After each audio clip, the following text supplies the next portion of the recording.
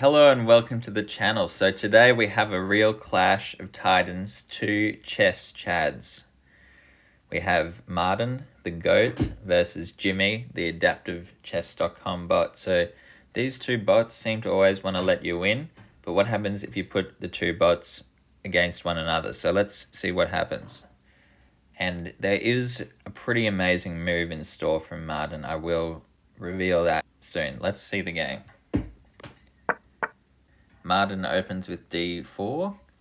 Jimmy responds d5. Martin goes knight to c3. Jimmy mirrors. And we have a mirrored opening here. Okay, Martin suddenly decides to bring the queen out. And then Jimmy decides to sacrifice the bishop. Does Martin capture the bishop? No, Martin does not capture the bishop. And Martin still doesn't capture the bishop. So Martin really doesn't want to capture this bishop. Obviously, Martin values the integrity of his pawn structure very highly. And Martin still doesn't capture the bishop. And Jimmy moves his bishop. So, okay, we have a capture. The knight goes. And Jimmy has compromised Martin's pawn structure. Jimmy puts a tempo on Martin's queen. Martin goes back. And we have a bishop sacrifice from Martin. Jimmy takes it. So at this point, Jimmy has a pretty big lead. Let's see what happens next. Martin sacrifices another bishop, and Jimmy takes back.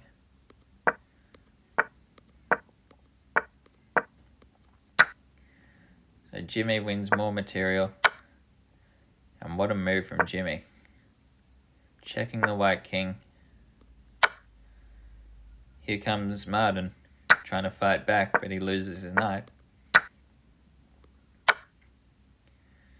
So Jimmy tries to make inroads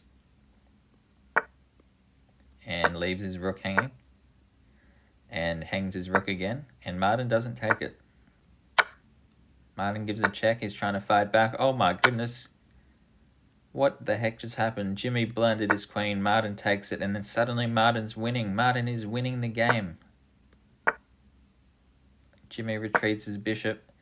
Look at that open file Martin's controlling. This is a huge comeback from Martin. And okay, now what? Great move from Martin, bringing the queen back, securing the position. Both players are shuffling their rooks around. That knight is hanging, and that's the move there. Martin found the move. He's attacking the rook, the knight, and the other knight, and there's no way to protect all those pieces.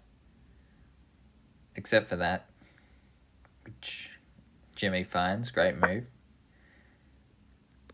And Martin puts his rook on h2, and where's the material that you can lose? Where's the material? Oh my goodness, brilliant move from Martin.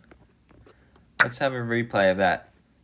Bang. Martin finds this continuation, removes the defender, and he actually follows up, manages to take the rook. This is insane from Martin. This is the most insane Martin gameplay ever seen.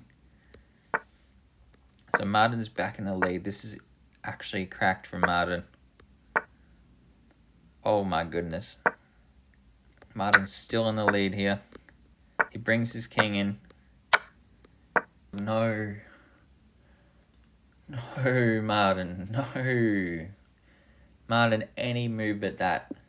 How does Martin always manage to find the worst move on the board? Now it's mate in 9. Does Jimmy find it? He's pushing his pawn. He sacrifices his rook. But he's bringing in the knight. And he manages to make a new queen. Our Martin only has a king and one pawn. Can he come back again? Is there more magic left from Martin?